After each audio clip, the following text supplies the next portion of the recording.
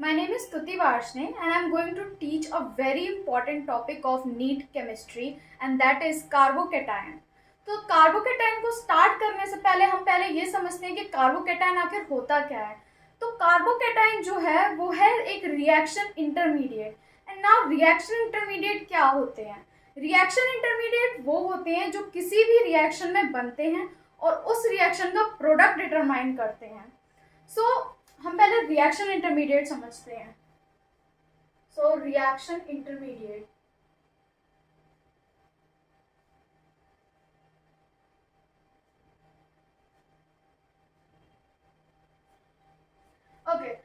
Reaction intermediate जो होते हैं वो कैसे होते हैं? सबसे पहली चीज तो वो शॉर्ट लिव्ड होते हैं। दूसरी चीज क्या होती है? दूसरी चीज ये होती है कि डिटरमाइन करते हैं कि हमारा प्रोडक्ट क्या बनेगा।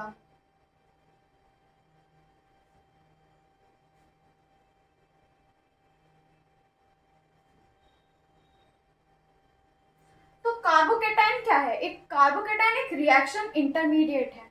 अब कार्बोकेटाइन बनता कैसे है? तो सिंपल सी बात यह है, जब कार्बन के साथ जुड़ा हुआ है एक इलेक्ट्रोनेगेटिव एटम, जैसे कि ये X हो गया। X क्या है? एक इलेक्ट्रोनेगेटिव एटम। अब ये X क्या करेगा? ये इलेक्ट्रॉन लेके चला जाएगा अपने साथ, ठीक है। तो क्या हो जाएगा? ये आ जाएगा कार्बन के ऊपर positive charge. Okay, positive charge आने से ये क्या बना? पॉजिटिव चार्ज आने से बना ये एक इलेक्ट्रॉन डेफिशिएंट स्पीसीज। यहाँ पे हम समझते हैं जो कार्बोकेटाइन है, कार्बोकेटाइन क्या है? एक इलेक्ट्रॉन डेफिशिएंट स्पीसीज। क्यों है इलेक्ट्रॉन डेफिशिएंट? क्योंकि इसका ऑक्टेट कंप्लीट ही नहीं है। इसमें कितने इलेक्ट्रॉन्स हैं? 6 इलेक्ट्रॉन्स हैं। 6 इलेक्ट्रॉन्स का मतलब है ऑक्टेट इज नॉट कंप्लीट। और अगर ऑक्टेट कंप्लीट नहीं होता तो हम वो स्पीशीज कैसी होती है? एक इलेक्ट्रॉन डेफिशिएंट स्पीसी। सो कार्बोकेटाइन क्या है? एक इलेक्ट्रॉन डेफिशिएंट स्पीसी।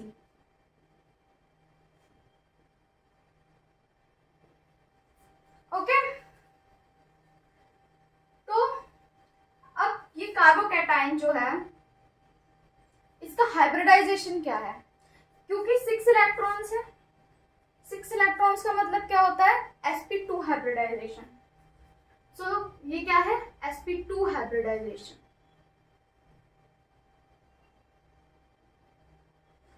और याद होगा आपको कि जो sp2 हाइब्रिडाइजेशन होता है उसकी ज्योमेट्री हमेशा कैसी होती है? Trigonal planar. तो अगर हम इसको बनाएं तो उसकी जो स्ट्रक्चर बनेगा वो कैसा बनेगा? Trigonal planar. ओके, ये क्या है? ये होंगे सेम प्लेन में और इसके ऊपर होगी ये वैकेंट p ऑर्बिटल। ओके, ये क्या है? ये है वैकेंट p ऑर्बिटल। ओके, अब हम क्या समझते हैं कि ये जो कार्बोकेटाइन होता है, ये कार्बोकेटाइन सबसे पहली चीज तो ये है कि ये कौन कौन सी रिएक्शंस में आता है। तो ये रिएक्शंस में आता है एलिमिनेशन रिएक्शन,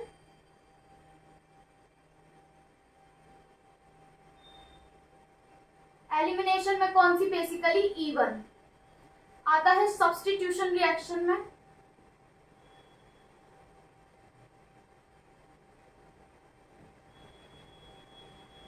बेसिकली कौन सी? SN1 में। तो अब देखिए ये वाला जो है, इस वाले का नाम क्या है? नाम हम बताते हैं इसका क्या है? Methyl carbocation. Okay, methyl carbocation इसका नाम है, जिसको हम बोलते हैं CH3+। Okay, now CH3 CH2+, इसका नाम क्या होगा? इसका नाम होगा इथाइल कार्बोकेटायन।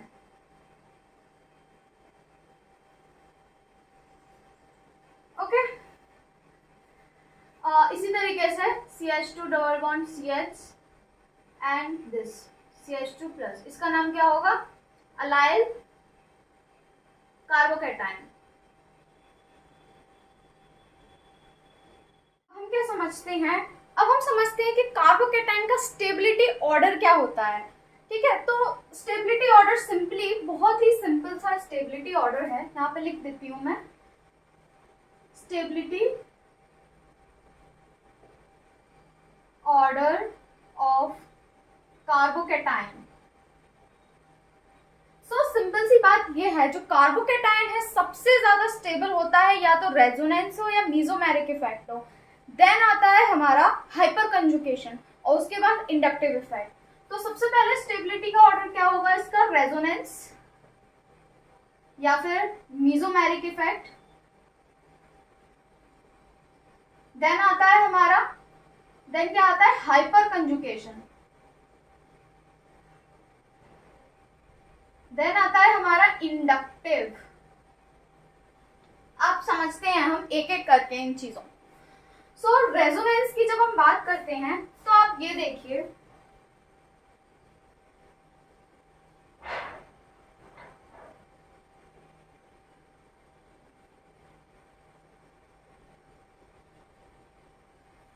ओके मैं ये 3 बनाती हूं, आप मुझको बताना कि इसमें से सबसे ज्यादा स्टेबल कौन सा है। सो फर्स्ट वाला ये है, दूसरा वाला आ गया,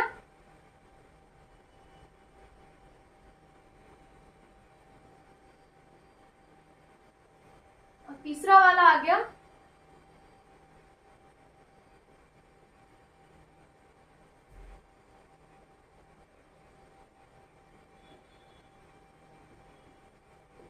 अब देखिए यहां पर लग रहा है 3 जगह से रेजोनेंस लग रहा है, देन यहाँ पर 2 जगह से रेजोनेंस है और यहाँ पर सिर्फ 1 जगह से रेजोनेंस है। तो सबसे ज्यादा स्टेबल कौन होगा, ये, इसको हम क्या बोलते हैं, 3 डिग्री फिनाइल, इसको बोलते हैं हम 2 डिग्री फिनाइल, इसको बोलते हैं हम 1 डिग्री फिनाइल। ओके, सबसे ज्यादा स्टेबल कौन होंगे, ये। अब हम बात करते हैं स्टेबिलिटी ऑर्डर का। देखिए स्टेबिलिटी ऑर्डर क्या है कार्बोकैटायन का,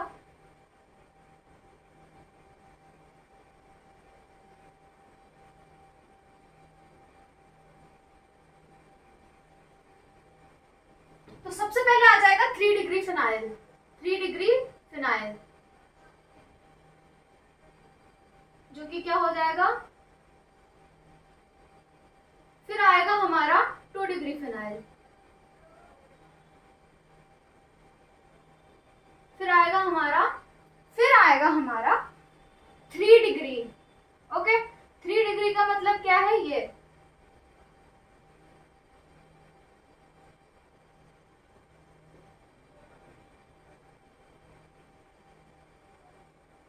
आ गया हमारा 3 डिग्री।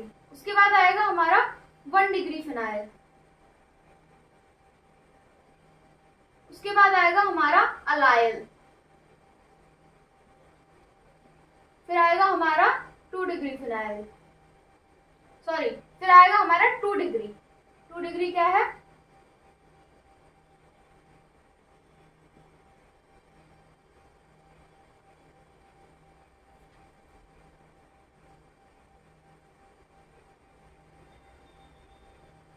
फिर आएगा हमारा 1 डिग्री।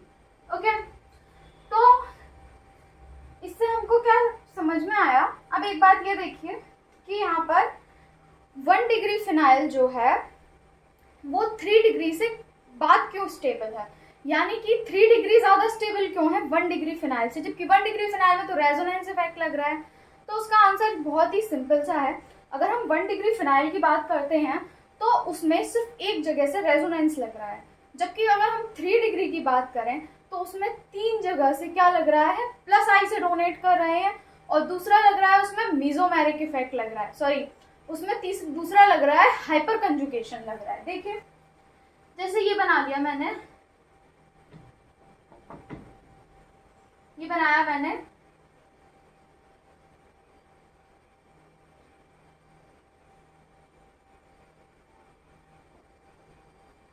ओके ये हो गया मेरा 3 डिग्री। अब 3 डिग्री में आप ध्यान से देखो, ये 3 हाइड्रोजन, ये 3 हाइड्रोजन और ये 3 हाइड्रोजन, यानी कि टोटल कितने हुए 9 अल्फा हाइड्रोजन। 9 अल्फा हाइड्रोजन यहाँ क्या लगा रहे हैं, हाइपर कंजुकेशन लगा रहे हैं।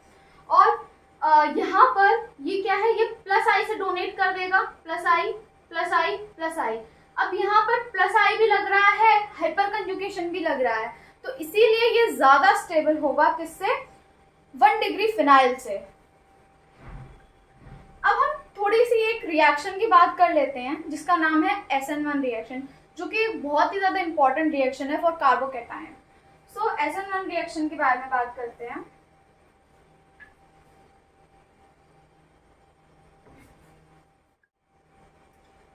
So let me tell you, this is a very important reaction for carbocation intermediate, क्योंकि इसमें कार्बोकैटायन बनता ही है। So इस रिएक्शन का नाम क्या है, substitution nucleophilic first reaction. Okay, substitution nucleophilic. अब इसमें क्या हो रहा है, हमारे पास ये है रिएक्शन C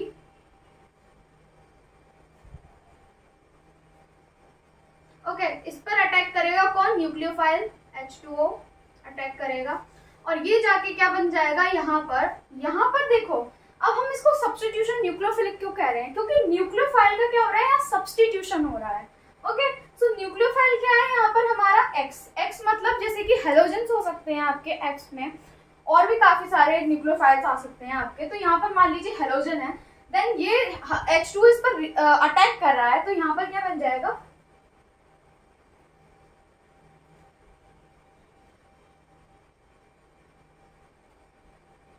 ओके। सो यहाँ पर है ये दूसरा न्यूक्लियोफाइल आकर जुड़ गया। अब हम समझते हैं इसकी रिएक्शन की मैकेनिज्म को समझते हैं हम कि कैसे हुआ ये। सो मैकेनिज्म क्या है इसका,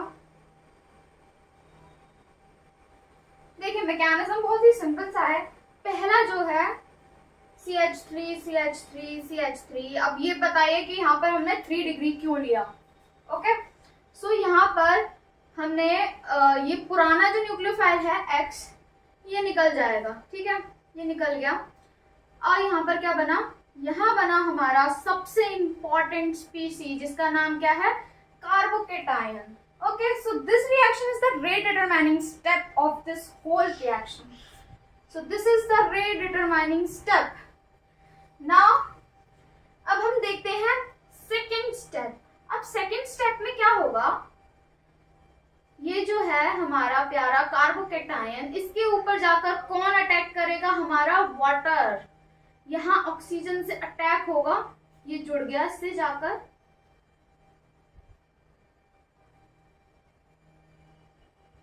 अब नेक्स्ट वाले में क्या होगा, फिर से आएगा हमारा H2 और यहां से लेके चला जाएगा H। ओके, तो यहां पर क्या बन गया हमारा, ये बन गया हमारा प्रोडक्ट। ओके, अब देखिए यहाँ क्या बना है, कार्बोकैटायन। तो सबसे इंपॉर्टेंट चीज समझने की ये है कि ये रिएक्शन किस चीज पर डिपेंड कर रहा है, formation of carbocation. Okay, this is important thing, ये फॉर्मेशन ऑफ कार्बोकैटायन पे डिपेंड कर रहा है, ना कि रीअरेंजमेंट ऑफ कार्बोकैटायन। सो यहाँ पे कार्बोकैटायन बना, यानी स्टेबिलिटी का ऑर्डर वही होगा अपना 3 डिग्री 2 डिग्री 1 डिग्री। ओके, अभी मैंने बताया था कि यहाँ पर 3 डिग्री क्यों लिया हमने, इसका कारण यही है क्योंकि 3 डिग्री में ही ये रिएक्शन पॉसिबल है। मतलब ये डिपेंड करती है कार्बोकैटायन की स्टेबिलिटी पे, और 3 डिग्री में कार्बोकैटायन काफी स्टेबल होता है, इसीलिए यहाँ पर 3 डिग्री लिया है हमने। अगर हम यहाँ 1 डिग्री लेंगे तो ये रिएक्शन पॉसिबल नहीं होगी, क्योंकि 1 डिग्री में कार्बोकैटायन बनने की पॉसिबिलिटी बहुत कम होती है। ठीक है, 1 डिग्री होता है किसमें, SN2 में, जिसकी बात हम बाद में करेंगे। ओके, सो यहाँ पर ये हो गया। अब सबसे ठीक है, तो हम समझते हैं कि ये रिएक्शन को थोड़ा समझने की कोशिश करते हैं। तो सबसे पहले चीज किस पे डिपेंड कर रहा है, rate of formation of carbocation. Okay, not rearrangement, I am telling you again, not rearrangement, it depends on the rate of formation of carbocation. Second, it depends upon, दूसरी चीज ये रिएक्शन क्या है, ये फर्स्ट ऑर्डर रिएक्शन है। Okay, unimolecular है। तीसरी चीज ये हो रही है पोलर प्रोटिक सॉल्वेंट में।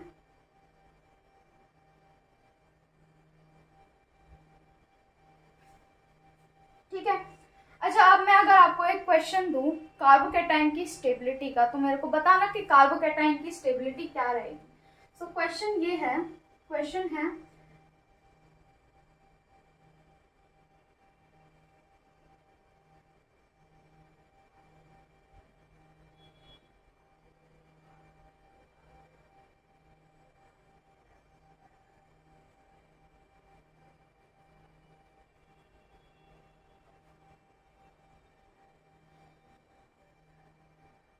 अब ये तीनों है।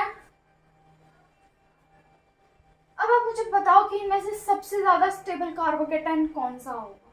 तो अब देखो, कार्बोकैटायन मैंने बताया क्या है, एक इलेक्ट्रॉन डेफिशिएंट स्पीसीज है, यानी वो क्या है, एक इलेक्ट्रोफाइल है, इलेक्ट्रॉन का लवर है। तो अब ये देखो, ये NO2 है, हमें मालूम है ये माइनस इफेक्ट लगाता है, और ये क्या करेगा, एक तो बेचारा कार्बोकैटायन के पास वैसे ही इलेक्ट्रॉन नहीं है, दूसरा ये NO2 और खींच के ले जाएगा। तो NO2 ने अगर इलेक्ट्रॉन खींच ले तो कार्बोकैटायन पे क्या बचेगा, कुछ भी नहीं। तो हम इसको क्या समझेंगे, अब पहले OH को समझते हैं। OH पे क्या है, यहाँ ऑक्सीजन पे लोन पेयर है, लोन पेयर यहाँ डोनेट कर देगा। वो किससे डोनेट करता है, ये +M से डोनेट करता है, हमें पता है। क्लोरीन का बताओ। अच्छा, इसमें +M -I दोनों लगता है, लेकिन +M ज्यादा इफेक्टिव होता है। सिमिलरली इसमें भी, इसमें क्या है, इसमें -I लग रहा है और इसमें क्या लग रहा है, +M भी लग रहा है, लेकिन कौन ज्यादा इफेक्टिव है, -I। ठीक है, तो यहाँ पर ही -I से खींच रहा है, यहाँ पे +M से डोनेट कर रहा है, और ये तो -M से खींच ही रहा है। तो इसमें सबसे ज्यादा स्टेबल कौन सा होगा, ये वाला। क्यों, क्योंकि इसमें लगा है OH। OH क्या है, जो कि दे रहा है क्या, +M। देन होगा कौन सा, NO2 वाला। देन कौन सा होगा, सॉरी NO2 नहीं, देन होगा कौन सा, क्लोरीन वाला। क्लोरीन वाला क्यों होगा, क्योंकि ये -I से खींच रहा है, -I का इफेक्ट थोड़ा कमजोर होता है मेसोमेरिक इफेक्ट से। और तीसरा वाला कौन सा लगेगा यहाँ पर, OH, सॉरी NO2। ओके, सो ये हो गया हमारा स्टेबिलिटी का। अब हम समझते हैं यहाँ पर SN2 की कहानी समझते हैं, थोड़ी सी और समझते हैं। तो देखो, ये सब चीजें मैंने बता दी। क्या है, ये न्यूक्लियोफिलिक अटैक होगा, यहाँ पर पुराना न्यूक्लियोफाइल निकल जाएगा। डिपेंडेंट किस पे है, कार्बोकैटायन की स्टेबिलिटी पर डिपेंडेंट करता है। अब हम थोड़ा कार्बोकैटायन रीअरेंजमेंट समझते हैं। सो सबसे इंपॉर्टेंट चीज ये कार्बोकैटायन रीअरेंजमेंट है।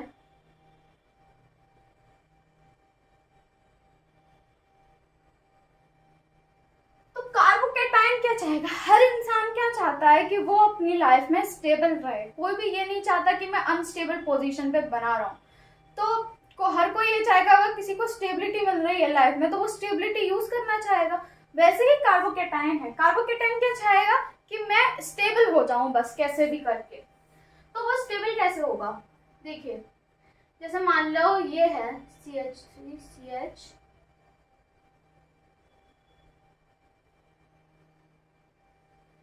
ओके ये है। अब ये क्या है, ये 1 डिग्री है, 1 डिग्री है। तो अब ये क्या करेगा, 1,2 हाइड्राइड शिफ्ट करेगा, और 1,2 हाइड्राइड शिफ्ट करके ये कहाँ आ जाएगा, यहाँ पर। ये क्या होगा, 2 डिग्री। क्यों, क्योंकि ये ज्यादा स्टेबल है भाई। उसी तरीके से क्या होगा, दूसरा आएगा हमारा फिनाइल शिफ्ट। ठीक है, मान लो ये है,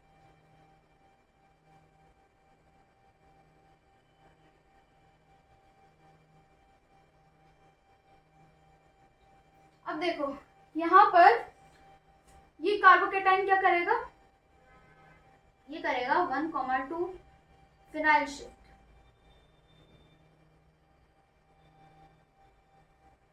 सो ये आ जाएगा, ये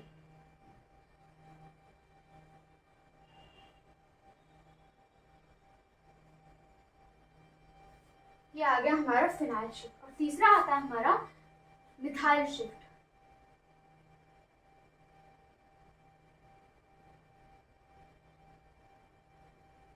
ये आएगा 1,2 मिथाइल शिफ्ट।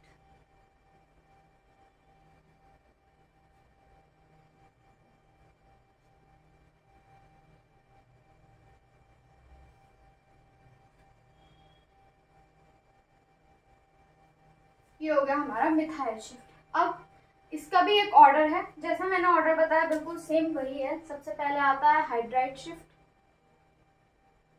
देन आता है फिनाइल शिफ्ट, देन आता है हमारा मिथाइल शिफ्ट। तो इसी तरीके से कार्बोकेटायन आपको मतलब कि कार्बोकेटायन रीअरेंज करता है अपनी सुविधा के हिसाब से, कि जब भी वो जहाँ पर भी वो ज़्यादा स्टेबल होगा वो वहाँ पर शिफ्ट कर लेगा अपने आप को, whether it is from methyl shift, hydride shift और phenyl shift. So that is it for carbocation. And I hope कि ये टॉपिक समझ में आया आपको। Thank you so much.